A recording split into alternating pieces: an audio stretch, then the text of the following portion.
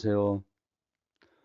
오늘은 본론에 들어가기 앞서 노인을 위한, 즉 원로를 위한 유엔 원칙이 1991년 12월 16일에 유엔 총회에서 결의된 내용 중으로 크게 5가지가 있습니다. 독립, 참여, 돌봄, 자아실현, 존엄성. 그 중에 첫 번째 독립의 원칙에 대하여 알려드리면, 가족과 지역사회의 지원 및 자조를 통하여 적절한 식량, 물, 주거, 의복 및 건강보호를 받을 수 있어야 하며, 이를 할 수 있는 기회를 제공받거나 다른 소득을 얻을 수 있는 기회를 얻을 수 있어야 한다. 직장에서 언제 어떻게 그만둘 것인지에 대한 결정에 참여할 수 있어야 하며, 적절한 교육과 훈련 프로그램을 받을 수 있어야 한다. 개인의 선호와 변화하는 능력에 맞춰 안전하고 적응할 수 있는 주거 환경에서 살 수 있어야 하며, 가능한 오랫동안 가정에서 지낼 수 있어야 한다는 내용입니다. 안녕하세요. 저는 신통일한국 원로들의 길잡이 이재홍입니다. 2025년 8월 20일 수요일 132번째 시간을 시작하겠습니다. 제 영상이 도움이 되셨다면 구독, 좋아요 눌러주시면 앞으로 더 좋은 영상을 만드는 데 도움이 되겠습니다. 신통일한국 원로들의 길잡이는 원로분들의 바른 국가관, 바른 인생관, 바른 우주관, 바른 역사관으로 인도하고 있습니다. 오늘은 신통일한국과 남북통일을 위한 타산지석의 국가의 국가들의 통일은 어떻게 했는가에 대하여 한번 알아보는 시간을 갖도록 하겠습니다. 즉 남북 통일을 위한 타산지석의 국가 베트남, 예멘, 독일의 통일에 대하여 간단하게 알아보겠습니다. 먼저 베트남이라는 나라에 대해서 먼저 알아보겠습니다. 베트남은 우리나라와 무척 닮은 점이 많은 나라입니다. 베트남은 과거 우리나라가 일본에게 지배당했던 것처럼 오랜 기간 프랑스에게 지배를 당한 나라이죠. 그러다가 제네바 협정이 맺어지면서 남베트남과 북베트남으로 분열이 되면서 독립되었습니다. 남쪽에는 민주주의 나라의 영향을 받은 민주정권이, 북쪽에는 공산주의 나라의 영향을 받은 공산정권이 들어온 베트남입니다.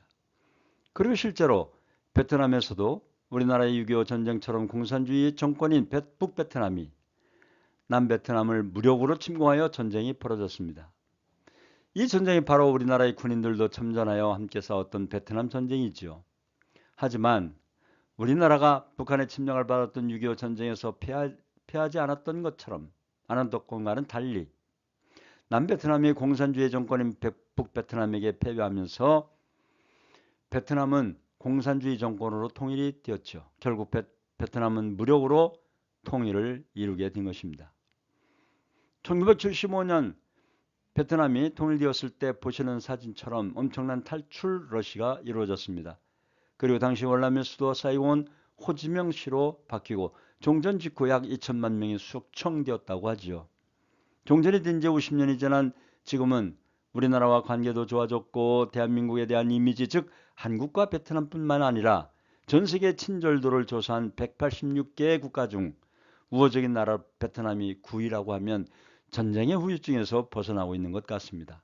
다만 베트남은 무력에 의한, 즉 전쟁으로 그 후유증은 말로 표현하기가 어렵습니다.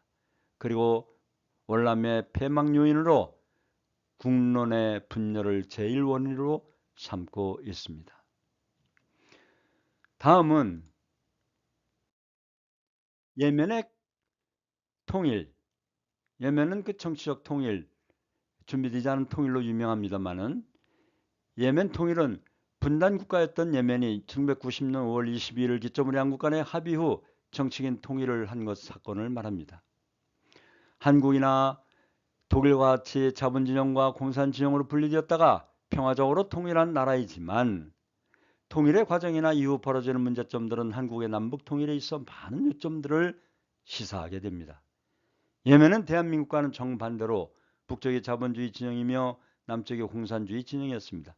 예멘은 1970년대 들어서 남과 북이 서로 전쟁을 하면서 본격적인 대립이 시작되었습니다. 예멘도 한편으로는 남예민과 북예민이 서로 화해하고 서로 인정하고 통일에 대한 노력을 했었습니다.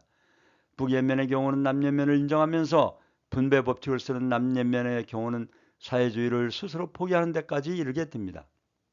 결국 1989년에 남북정상회담을 거쳐 1990년에 합의로 통일하였습니다. 그러나 사진에 보시는 바와 같이 내전에 의한 난민들이 속출하고 있는 상태입니다.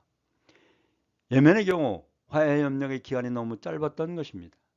남북한 역시 통일을 고려할 때 통일 준비하는 기간을 넉넉히 가져 공동체로서 통일을 준비하는 과정에 있어서 상호 변화의 과정을 같이 경험하는 것이 중요하다고 할 수 있습니다.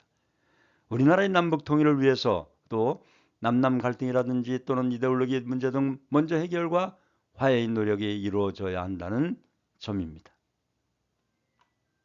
다음은 독일 통일에 대하여 말씀드리겠습니다. 훌륭한 통일 사례로 평가받는 독일의 경우를 알아보겠습니다. 독일은 1945년 제2차 세계대전에서 패한 후에 소련군이 점령한 동독과 미국과 영국 연합군이 점령한 서독으로 분단이 되었습니다. 이 두 나라 사이를 가로막고 있던 것이 바로 그 유명한 베를린 장벽이죠. 하지만 동독과 서독은 1969년 서독의 빌리 브란트 총리가 공산주의과들과 화해를 하고자 하는 정책인 동방정책을 실행하면서 동독과 교류를 시작했습니다. 그래서 동독과 서독은 1972년부터 1987년까지 무려 15년간 34차례나 만나서 협상을 진행하면서 과학, 문화, 환경에 관한 문제들을 함께 해결하기 위해서 힘을 모았죠. 그리고 서독과 동독의 민간인들이 서로 육로로 교류를 할 수 있도록 서로의 나라를 개방했습니다. 지금까지 60여 년의 세월 동안 문을 꼭 닫아 걸고 있는 우리나라와는 대조적이죠. 결국 이런 다양한 분야에서의 협력과 민간의 교류가 지속되던 독일은 1989년 베를린 장벽이 무너지고 1990년 완전한 통일을 이루었습니다. 당시 통일을 이룬 서독 콜 총리는 베를린 장벽이 무너질 때 소득이 없었습니다. 폴란드에서 바엔사 대통령과 식사를 하고 있다가 그 소식을 들었죠. 그도 몰랐다는 뜻입니다. 우리 남북 통일도 불언간에 찾아온다는 것입니다. 앞에서처럼 독일은 오랜 시간 다양한 교류를 하면서 준비했던 통일인 만큼 통일 후에 독일은 유럽에서도 선진국으로 평가받는 나라로 성장할 수 있었습니다. 우리 대한민국은 남과 북의 통일도 준비해 나가지 않으면 안 되겠습니다. 이렇게 세계 각국은 다양한 방법으로 통일이 된 역사를 가지고 있습니다. 이런 다양한 통일의 과정을 살펴보니 어떤 방법으로 통일을 이루면 좋을지 알게 되는 것 같죠. 막연하게 통일을 해야 한다는 마음을 가지고 있기만 한 게 아니라 다른 나라의 사례를 살펴보고 올바른 방향으로 통일을 이룰 수 있도록 함께 노력해가는 것이 좋을 것 같습니다. 그 대안과 비전, 그것이 바로 경천애인 사상입니다. 지금 우리나라에게 주는 교훈입니다. 아직도 사리사욕 당리당략 권무술 중상무량을 일삼는 정치권을 볼 때 얼마나 답답해 하십니까? 있는 자는 있는 대로 겸손해야 할 것입니다. 권력이든 돈이든 있다고 함부로 하면 하늘이 가만두지 않을 것입니다. 나라를 망하게 하는 것은 외침이 아니고 민심의 이반이 베트남의 교훈, 즉 패망한 월남 베트남의 교훈이라고 합니다. 신의 뜻에 의해 국가가 경영되어야 할 것입니다. 그래야 그 국가는 하늘이 보여주시고 지켜갈 것입니다. 지금은 남북 통일을 준비할 때입니다. 준비된 통일은 축복이지만 준비 없는 통일은 재앙입니다.